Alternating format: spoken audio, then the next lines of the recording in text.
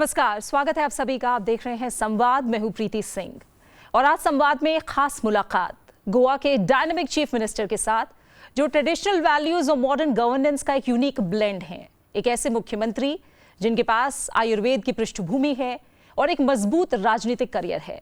एक ऐसे नेता जिन्होंने गोवा के लोगों के कल्याण के लिए समर्पित एक दूरदर्शी नेता के तौर पर खुद को साबित किया है। Good governance, sustainable development and cultural preservation को लेकर उनके विजन, उनकी प्रतिबद्धता की झलक उनके काम में साफ दिखाई देती है। आइए स्वागत करते हैं गोवा के मुख्यमंत्री डॉक्टर प्रमोद सावंत का। बहुत बहुत स्वागत है आपका डॉक्टर सावंत, शुक्रिया सनसद टीवी के साथ जुड़ने के लिए। और डॉक्टर प्रमोद सावंत की अगर बात करें तो गोवा के मुख्यमंत्री के रूप के तौर पर साथ ही कई और भी ऐसी भूमिकाएं रही हैं जिनमें उनका बहुत लंबा अनुभव है, बहुत बड़ा अनुभव है। तो राज्य की प्रगति, समृद्धि, नेतृत्व, विकास और आगे की चुनौतियों पर उनके नजरिए और विजन को उन्हीं के जरिए समझते हैं। डॉक्टर सावंत, आप वो एकमात्र चेहरा हैं जो अनइंटरप्टेड 6 साल से गोवा की कमान संभाल रहे हैं और कहीं ना कहीं ये वो रिकॉर्ड है जो पहले किसी के नाम नहीं रहा। मैं शुरुआत करूंगी आपके एक तरह से शुरुआती दौर के साथ। महाराष्ट्र के कोल्हापुर में जन्म, आयुर्वेद की तरफ आपका रुझान कैसे, एक आयुर्वेदिक डॉक्टर आप हैं, कैसे ये रुझान आयुर्वेद की तरफ आया, वहाँ से शुरुआत करते हैं। सबसे पहले तो मैं ये कहूँगा कि 6 साल मैं central leadership and state leadership और लोगों का प्यार, इसी से मैं 6 साल गोवा के पूरे मुख्यमंत्री पद पर मैं मेरा टेन्योर कंप्लीट कर चुका हूँ और आगे कंटिन्यू है।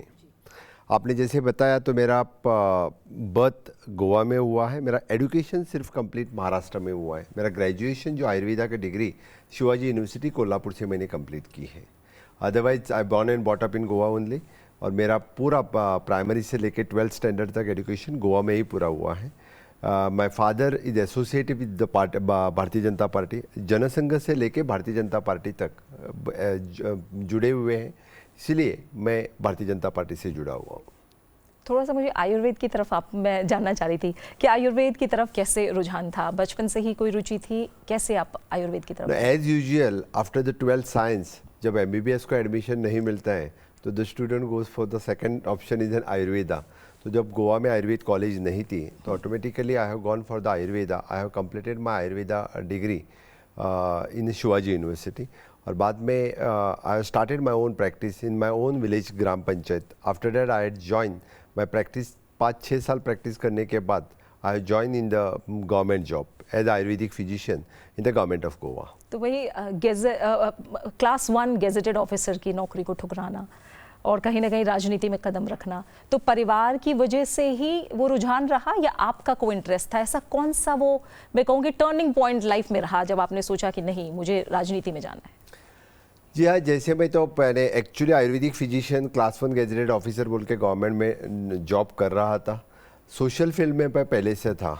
मेरे पिताजी भारतीय जनता पार्टी में होने के कारण and I have attachment for the social, लोगों के प्रति प्यार, लोगों को कुछ तो काम करके दिखाना, हट के कुछ तो काम करना। I have my the own NGO। I have started just after my completion of the my graduation which is the Sai life care. वो वहाँ एजुकेशन सेक्टर में, हेल्थ सेक्टर में, बाकी सभी लोगों के लिए मैं कंटिन्यूसली काम करता था। So from the 96 onwards continuously वो काम, गवर्नमेंट जॉब में जाने के बाद भी मैं सोशली मेरा काम वैसा ही था। तो ऑटोमेटिकली मेरा तो, मुझे पॉलिटिक्स में जाने की मेरी इच्छा थी। तो जब अपॉर्चुनिटी मिली और then chief minister and then the leader of the Bharatiya Janata Party Manohar bhai Parrikar, he had asked me to resign the job. I have resigned the job and I had contested the election. जब बीजेपी की ideology की बात करते हैं, youth wing के साथ आप जुड़े रहे, बीजेपी के साथ जो जुड़ाव रहा, मैं थोड़ा सा समझना चाहूँगी कि कैसे इवॉल्व हुए हैं आप एक नेता के तौर पर, क्योंकि जब यूथ विंग के साथ शुरुआत हुई और आज इतना लंबा आपका राजनीतिक करियर, कैसे आप इसे देखते हैं? आपने मनोहर पर्रिकर जी का जिक्र किया, उनके निधन के बाद आपने गोवा की इस कमान संभाली, आप उनमें एक पिता तुल्य छवि देखते रहे हैं, एक संरक्षक मानते रहे हैं। अपने आप को कैसे इवॉल्व होता देखते हैं आप इतने सालों में? भारतीय जनता पार्टी का काम, मैं आफ्टर द ग्रेजुएशन पहले से काम भारतीय जनता पार्टी का करता था, बिकॉज मेरे पिताजी भारतीय जनता पार्टी के काम करते थे। ऑटोमेटिकली भारतीय जनता पार्टी के टॉप लीडर स्टेट में से चाहे मनोहर पर्रिकर हो, श्रीपाद जी नाइक एट प्रेजेंट केंद्रीय मंत्री हैं, वो उनसे मेरा बहुत ही क्लोज रिलेशंस था। तो ऑटोमेटिकली भारतीय जनता पार्टी के यूथ विंग में काम स्टार्ट करने लगा। और 2008 में मैंने पहली बार जब इलेक्शन कॉन्टेस्ट किया तो state Bharatiya Janata Party leader has given me as a state youth wing president in the state. तो यूथ विंग प्रेसिडेंट मिलने के बाद पूरे स्टेट भर में मेरी स्टेट लीडरशिप मैं एज अ यूथ लीडर मैं एस्टाब्लिश कर सका। उसी के बाद कंटिन्यूसली मैं नेशनल युवा मोर्चा में भी उपाध्यक्ष रह चुका हूँ। इसलिए नेशनल लेवल पे जितने सारे युवा मोर्चा के at present so many people are the MPs MLAs हैं, उनके साथ मेरा अच्छे ताल्लुकात रहे। अनुराग ठाकुर जी जो लास्ट केंद्रीय मंत्री थे एट प्रेजेंट एमपी हैं, is my youth leader in my youth wing. तो सभी से बहुत ही अच्छा ने भारतीय जनता पार्टी का काम करते करते आगे बढ़ा। और एक जो ट्रांजिशन था मनोहर पर्रिकर जी के जाने के बाद, क्या वो चैलेंजिंग था? क्योंकि उनकी लेगेसी को बनाए रखना और आपकी जो लीडरशिप क्वालिटी है उससे बिल्ड करना, क्या कुछ चुनौतियां थी इसमें? जी हाँ, एक तो मैंने पहले कभी सोचा नहीं था इतने कम उम्र में मुझे चीफ मिनिस्टरशिप मिलेगी। मनोहर bhai Parrikar is the top leader in the state. मैं एमएलए के बाद सेकंड टाइम जीतने के बाद मैं स्पीकर बना। तुरंत ही मनोहर भाई पर्रिकर जी निधन के बाद the central leadership and state leadership had given me the opportunity to be the chief minister. Manohar bhai जैसे बहुत बड़े नेता को कंपैरिजन करना, लोग is always to compare me with the Manohar bhai Parrikar, और उनके जैसे काम करना तो बहुत ही डिफ़िकल्ट था। लेकिन I have established my leadership. मैंने खुद की लीडरशिप एस्टाब्लिश करते हुए स्टेट में मेरी छवि मैंने क्रिएट की। मैं तो उनके जैसा बन नहीं सकता, लेकिन खुद प्रमोद सावंत तो प्रमोद सावंत बन सकता है, यही सोच के मैंने मेरा काम शुरू किया। तो लिटरल आज लोग डिफरेंट जो इंफ्रास्ट्रक्चर डेवलपमेंट हो या ह्यूमन रिसोर्स डेवलपमेंट हो, या चाहे जो मैंने स्टेट में honourable prime minister Narendra Modi ji का विजन विच इज़ आत्मनिर्भर भारत जो स्वयंपूर्ण गोवा में कन्वर्ट किया, उसी के कारण आज लोग मुझे जानते हैं। और स्वयंपूर्ण गोवा का प्रणेता बोलो या इंफ्रास्ट्रक्चर जो last with the help of the double engine सरकार हम स्टेट में क्रिएट कर सके, इसी कारण आज स्टेट में माय लीडरशिप मैं एस्टाब्लिश कर सका। जो अलग अलग रोल भी आपके रहे, एक एमएलए के तौर पर, एक स्पीकर के तौर पर, फिर सीएम के तौर पर, क्या इन्होंने भी कुछ इन्फ्लुएंस किया या इन रोल्स ने भी काफ़ी मदद की आपकी पॉलिटिकल विजन में या लीडरशिप के स्टाइल में? जी आपकी बात सही है। जब मैं फर्स्ट टेन्योर में जब मैं एमएलए था तो हमेशा के लिए मैं व्हीप रह चुका हूँ। अब जब व्हीप रहता हूँ तो पार्टी की each and every procedure in the legislature assembly खुद को सीखनी पड़ती है। And to maintain the floor, किस तरह से फ्लोर मेंटेन करना, किस तरह से, ये मैं सीख सका हूँ। और एमएलए रहने के और वो भी रूलिंग एमएलए रहने के बाद भी किस तरह से क्वेश्चंस बाकी लेजिस्लेचर का काम सीखने के लिए मुझे मिला। और व्हेन 2 साल के लिए मैं जब स्पीकर रहा तो each and every procedures legislature का किस तरह से है, गवर्नमेंट एडमिनिस्ट्रेशन किस तरह से चलता है, वो सीखने का अनुभव मुझे 2 साल में मिला। That benefits me means without being the any minister directly as the chief minister काम करने के लिए मुझे बहुत ईजी रहा। ठीक है। और जब ये 6 साल का सफ़र देखें तो आप क्या मानते हैं सिग्निफिकेंट अचीवमेंट आपकी नज़र में क्या रहा है आपका, और एक तरह से सबसे बड़ा चैलेंज जिसे आपने ओवरकम किया हो इन 6 साल में? आपने अचीवमेंट की बात की तो मैं कहूँगा कि मेरा पेट प्रोग्राम विच है ऑनरेबल पीएम्स विजन ऑफ आत्मनिर्भर भारत इनटू द स्वयंपूर्ण गोवा, जो अंत्योदय तक मीन्स मैं पॉलिटिकल करियर में अंत्योदय, सर्वोदय और Gramodaya the last person in the community तक पहुँचना, उसकी रीच करना, ये महत्व था। इसीलिए वो प्रोग्राम मैं सक्सेसफुली रन कर सका। And the second is an infrastructure development and the human resource development, इसके लिए काम करना, ये मेरी ज़्यादा अचीवमेंट रही है। प्रॉब्लम ओवरकम करना तो कोविड जैसे महाभयंकर जो कोरोना काल था उसके ऊपर ओवरकम करना, that is an achievement, it is N biggest achievement मैं बोलूँगा। क्योंकि गोवा जैसे कोस्टल स्टेट में और टूरिज़म स्टेट में वैसे तो हमेशा के लिए साइक्लोन, बीच में तो बहुत बड़ा ताउते साइक्लोन जो आया था, it is an very heat affected to the Goa, तो उससे ओवरकम फिर से एक बार टूरिज़्म एस्टाब्लिश करना वहाँ, ये तो एक बड़ी जिम्मेदारी थी, इट इज़ एन बड़ा चैलेंज था। आपने स्वयंपूर्ण गोवा की बात की। ये जो आपका विजन रहा है गोवा को लेकर, इसने बहुत ध्यान आकर्षित किया था। थोड़ा सा मुझे बताएं कि क्या की पिलर्स रहे हैं इस विजन के, और क्या ऐसी प्रायोरिटीज़ या ऐसे क्या आपका मैं कहूँ रोड मैप रहा है इसे लेकर, स्वयंपूर्ण गोवा को लेकर? स्वयंपूर्ण Goa is an self reliant Goa. हमेशा के लिए ऑनरेबल प्राइम मिनिस्टर जो बोलते हैं कि 13 फ्लैगशिप प्रोग्राम हर घर तक पहुंचना चाहिए, जैसे कि उनका हर घर नल, हर घर शौचालय, हर घर बिजली, हर ग्राम सड़क, हर घर इंश्योरेंस और हर दिव्यांग के लिए इक्विपमेंट, इस तरह के उनके 13 फ्लैगशिप प्रोग्राम है। 100% लोगों तक पहुंचाना, date is a priority. In the same way स्वयंपूर्ण गोवा प्रोग्राम के अंतर्गत अवर GCS officer is every Saturday जाके हर ग्राम पंचायत में बैठना और हर ग्राम पंचायत से हर घर मार्क करके उनको 13 फ्लैगशिप प्रोग्राम पहुंचाना, that is the first priority. तो हम उसमें 13 फ्लैगशिप प्रोग्राम में से 80% प्रोग्राम 100% मीन, जैसे कि हर घर नल से जल पहुंचाने वाला गोवा राज्य पहला है, हर घर बिजली पहुंचाने वाला गोवा राज्य पहला है, हर ग्राम सड़क पहुंचाने वाला गोवा राज्य पहला है, हर घर शौचालय पहुंचाने वाला गोवा राज्य पहला है। ये तो रिकॉर्ड हम पूरे देश में सबसे पहले कर सके, that is a priority. The second thing हम जो बोलते हैं कि जैसे कि primary sectors means agriculture, horticulture, fishiculture के साथ साथ ये जो लोगों तक स्वयंपूर्ण बनाना मीन्स क्या, Goa is 100% dependence upon the neighbouring state. सब चीज़ के लिए पहले 100% डिपेंडेंट हो करता था। कोविड के कार्यकाल में हमें पता चला कि हम 100% डिपेंड रहे तो हम सर्वाइव नहीं हो सकते, इसलिए सेल्फ रिलायंट होना ज़रूरी है। इसीलिए प्राइमरी सेक्टर और सेकेंडरी सेक्टर में फोकस करके first reason primary sector agriculture, horticulture, mining, इसके सबको सेल्फ रिलायंट बनाना सीखा है। The second thing is an human resource, यानी सबको स्किलिंग करके और जो मैन पावर चाहिए, जो स्किलिंग करना चाहिए, इसके ऊपर फोकस किया। और थर्ड इज द इंफ्रास्ट्रक्चर। इन तीनों के ऊपर भर दे के हम गोवा को सेल्फ रिलायंट बना सके। ठीक है, अब सेल्फ रिलायंट गोवा के बाद एक विजन है बड़ा 2047 को लेकर, जब हम विकसित भारत को लेकर सपना देख रहे हैं, 100 साल आज़ादी के पूरे कर रहे हैं। गोवा के रोल को, कंट्रीब्यूशन को आप किस तरह से देखते हैं? अगर लॉन्ग टर्म विजन की बात करें गोवा को लेकर, तो किस तरह से कंट्रीब्यूशन रहेगा? Honourable prime minister Narendra Modi ji जब विकसित भारत 2047 की बात करते हैं, तो जी हाँ, हम भी विकसित गोवा 2037 की बात करते हैं। विकसित भारत 10 साल पहले गोवा पूरा विकसित हो जाएगा, क्योंकि गोवा जब सबसे छोटा राज्य है और सबसे छोटा राज्य होने के कारण हम ये टारगेट अचीव कर सकते हैं। जब हम इधर highest per capita income state, highest GSDP है और it is an foreign currency, इस तरह से द फॉरेन टूरिस्ट जो डायरेक्टली गोवा में आते हैं which gives the foreign currency for the state.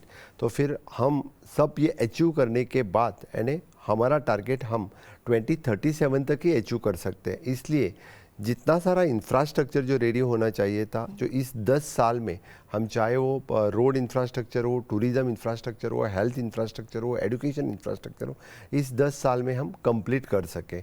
Now the digital infrastructure की तरफ हम जा रहे हैं, जैसे कि अभी हम हर ग्राम पंचायत तक डिजिटली हम पहुंच गए, हर घर फाइबर की बात हम अभी कर रहे हैं। इसीलिए मैंने कहा कि 2047 नहीं 2037 तक की हम हमारा विकसित गोवा का फुल्ली टारगेट हम अचीव कर सकते हैं। बिल्कुल। क्या कुछ ऐसी चुनौतियां आप गोवा के सामने देखते हैं, या कोई ऐसे प्रेसिंग इश्यूज हैं जो आपको लगता है कि गोवा के सामने हैं और उन्हें कैसे आपकी सरकार टैकल कर रही है उनके साथ? एक तो माइनिंग का इशू था, वैसे भी माइनिंग का इशू हमने अच्छी तरह से टैकल कर दिया है। फिर से एक बार माइनिंग हम रीस्टार्ट कर सके और सस्टेनेबल माइनिंग हमने स्टार्ट किया है। टूरिज़्म स्टेट होने के कारण हमेशा के लिए इस तरह के डिफरेंट इश्यूज वहाँ पे रहते हैं, चाहे वो एनवायरनमेंट के इश्यूज हो, चाहे वो साउंड पोल्यूशन के इश्यूज हो, this all types of means जब हम सस्टेनेबल टूरिज़्म की भी बात करते हैं, क्योंकि गोवा इज हमेशा क्राउडेड रहता है। गोवा का population is hardly 17 lakhs people stays in Goa, but more than the 1 crore of the tourist comes every day।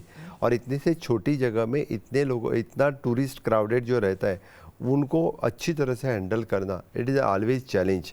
इसलिए ग्रीन गोवा और क्लीन गोवा रखना एक बहुत बड़ी चैलेंज की बात है। हमेशा के लिए हम बोलते हैं कि हम ग्रीन और क्लीन इसके ऊपर मेंटेन करते हुए, क्योंकि लोग वहाँ पे आते हैं तो वहाँ की ग्रीनरी देखने के लिए आते हैं, वहाँ की क्लीनिनेस देखने के लिए आते हैं, वहाँ पे सन सैंड सी, और इसी के साथ हमने स्पिरिचुअलिटी को भी जोड़ा है, वेलनेस टूरिज्म को जोड़ा है, ये देखने के लिए आते हैं। ये सब कुछ मेंटेन करना ये हमेशा के लिए this is a challenging for the state. यानी अब जैसा आपने सन सैंड और सी का जिक्र किया, तो अब लोग कल्चरल और स्पिरिचुअल टूरिज्म के लिए भी गोवा का रुख करेंगे, आप ये कह रहे हैं?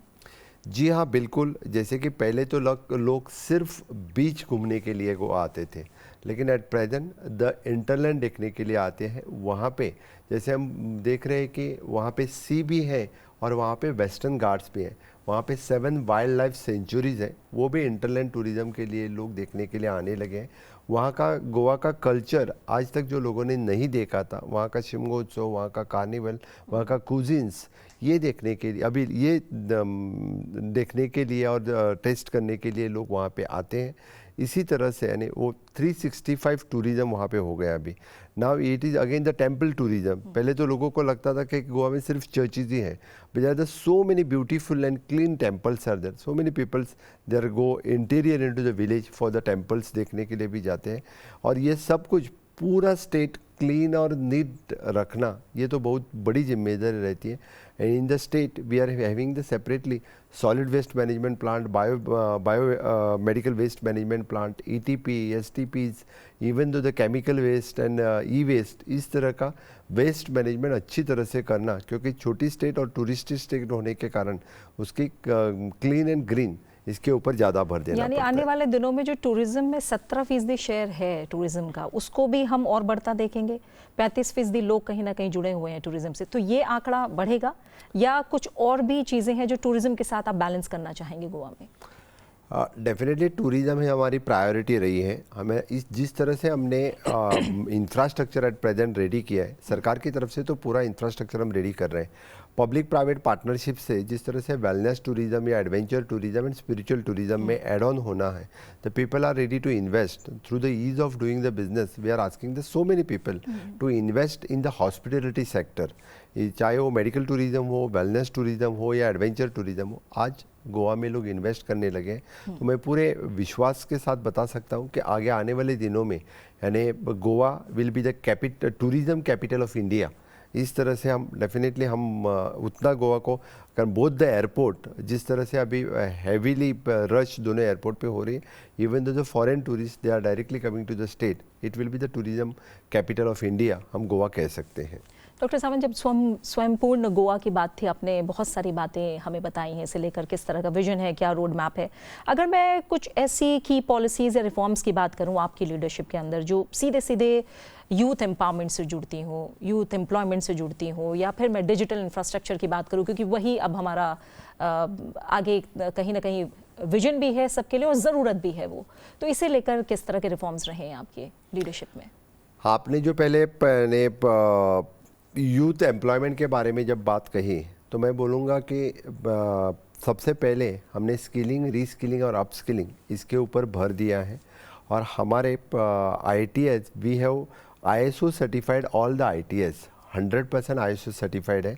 We have done the tie up with the Tata Technologies and हम जिस इवन दो जो ह्यूमन रिसोर्स स्टेट में चाहिए, specially in the hospitality sector, in the tourism sector, वो ह्यूमन रिसोर्स आज हम स्टेट में क्रिएट कर रहे हैं। उनको स्किलिंग करने का काम हमारे डायरेक्टरेट ऑफ स्किल डेवलपमेंट की तरफ से कर रहे हैं। The second thing, even though we having our separately human resource development corporation, जो पहले जिस कॉरपोरेशन के तहत स्किलिंग करके जितने सारे हॉस्पिटलिटी सेक्टर या टूरिज्म सेक्टर में जॉब चाहिए, सभी गोवा के लोगों को स्किल करके हम उनको वहाँ पे भी जॉब दे रहे हैं। रही बात डिजिटल सर्विसेज की, गोवा में more than 270 services, online services लोगों के लिए अवेलेबल हैं।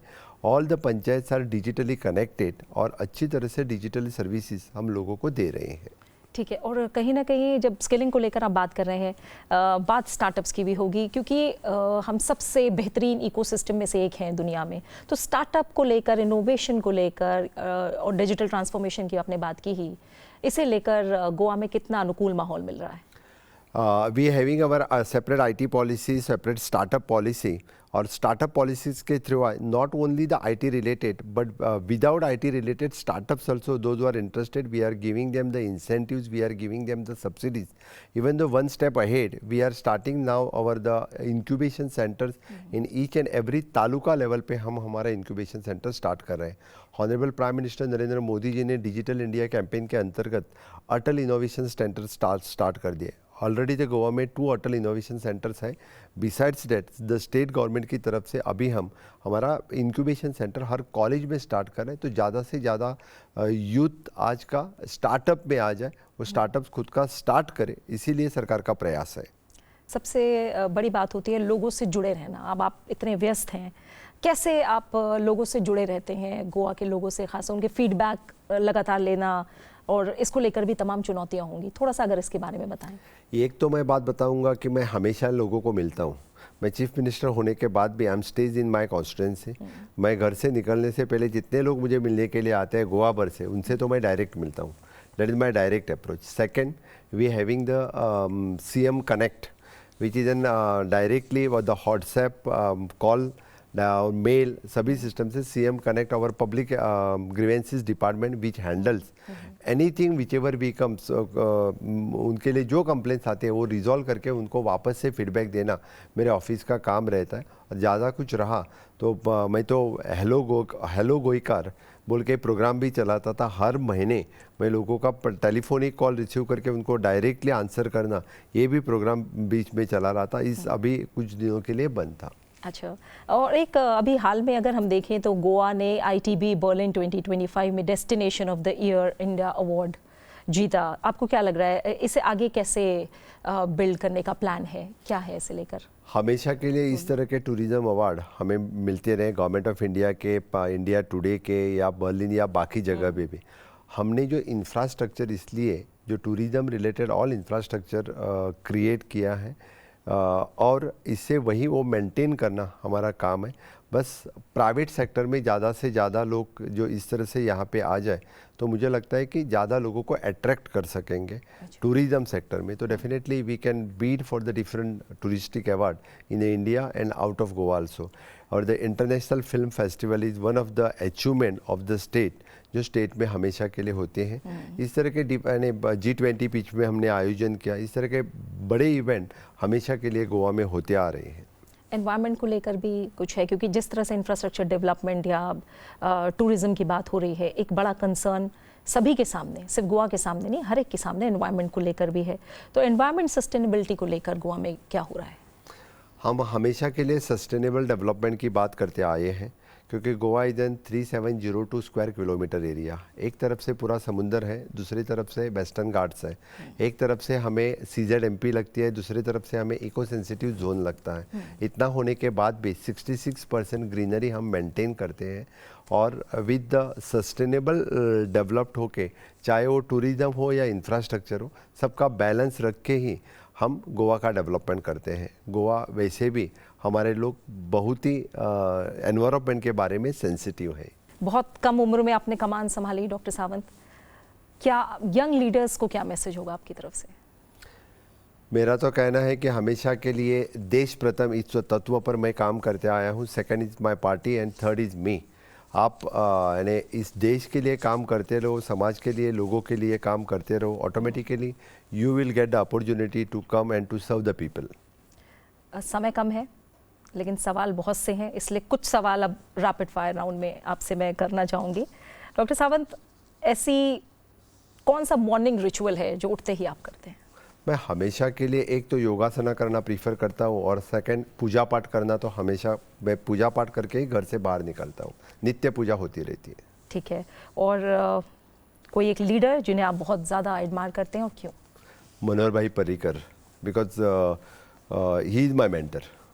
कोई ऐसी एडवाइस, कोई सलाह जो आपको मिली हो, बेस्ट एडवाइस जिसे आप मानते हो? काम करते रहो, फल की अपेक्षा मत करो. अगर आप गोवा को एक वर्ड में डिस्क्राइब कर सके तो वो क्या होगा? Goa is one of the best for me. ठीक है. अगर आप पॉलिटिक्स में नहीं होते, क्या आप आयुर्वेद में ही होते या कोई और ऐसी फील्ड जिसमें आप गए होते? सोशल वर्क करता होता. अच्छा, ठीक है. स्ट्रेस को मैनेज करने का आपका क्या मंत्र है? कैसे बैलेंस करते हैं आप इतना हाई डिमांडिंग रोल में भी वर्क लाइफ को? कुछ नहीं, प्राणायाम, योगासन। और कोई ऐसा मिसकंसेप्शन, क्योंकि आपने भी बहुत शुरुआत में ही सपना देखा था राजनीति में आने का, सीएम बनने का, कोई ऐसा मिसकंसेप्शन या कोई मिथ है क्या लोगों के मन में, या आपने पहले सोचा हो सीएम को लेकर? लोगों को लगता है कि CM is an enjoyable post, but it is not so. It is N 24/7, it is for the people. आप सक्सेस को कैसे मेजर करते हैं अपने रोल में? मैं बोलूँगा कि कंटिन्यूसली वर्क, कंटिन्यूसली लोगों के लिए काम करते रहो, करते रहो, करते रहो, वो सक्सेस है। बिल्कुल। कोई ऐसी एक पॉलिसी जो आप चाहेंगे पूरे देश में इम्प्लीमेंट करना? डेफिनेटली स्वयंपूर्ण गोवा। वही पॉलिसी के honourable prime minister Narendra Modi ji ने बाकी चीफ मिनिस्टर को कहा कि आपके डिस्ट्रिक्ट लेवल पे ये मॉडल फॉलो करो। It is my pet programme. Antyodaya, Sarvodaya और ग्रामोदय लोगों तक पहुंचाने के लिए that is one of the best. कोई ऐसा छिपा हुआ टैलेंट या हॉबी है आपकी जिसके बारे में लोगों को ना पता हो, आप बताना चाहें? मैं पहले मैसूर पाक बोलते थे, अभी मैसूर श्री बोलने लगे। मैं ज़्यादा खाता हूँ। अच्छा, ठीक है। जैसे मैंने मॉर्निंग रिचुअल की बात की, कुछ ऐसा रिचुअल है जिससे आप दिन को वाइंड अप करते हो, हेक्टिक डे के बाद लास्ट में करना पसंद करते हो? कुछ नहीं, to have chats with my daughter. Family tradition जो आप अपहोल्ड करते हो, जिसे आप चेरिश करते हो? मैं तो सभी, मैं family tradition each and every सन, ईच एंड एवरी उत्सव मैं मन से मनाता हूँ। एक भी ट्रेडिशनल उत्सव ऐसा ना हो कि मैं न मनाता हूँ। यानी गणेश पूजन से लेके भाऊबीज तक हमेशा के लिए फैमिली के सब लोगों के साथ और मेरे पूरे कॉन्स्टिट्यूंसी और गोवा के लोगों के साथ मनाता हूँ। मैं तो वैसे मन से सब ट्रेडिशन फॉलो करने वाला हूँ। कोई ऐसा पर्सनल मोटो है, philosophy? Not to work for the people. Crisis के टाइम पे कैसे अपने आप को मोटिवेटेड रखते हैं आप? बस लोगों का प्यार मुझे ताकत देता है, शक्ति देता है, जो मैं लोगों के सिर्फ मैं और लोगों के लिए कुछ तो करना है, बस यही मुझे मोटिवेट करता रहता है। डॉक्टर सावंत, आपके आगे के सफ़र के लिए हमारी तरफ से बहुत बहुत शुभकामनाएं आपको। आपने संसद टीवी के लिए वक्त निकाला, बहुत बहुत धन्यवाद आपका। बहुत मैं संसद टीवी का भी बहुत बहुत धन्यवाद करता हूँ, मुझे आज आपके साथ बात करने का मौका मिला। बहुत बहुत धन्यवाद आपका। Thank you.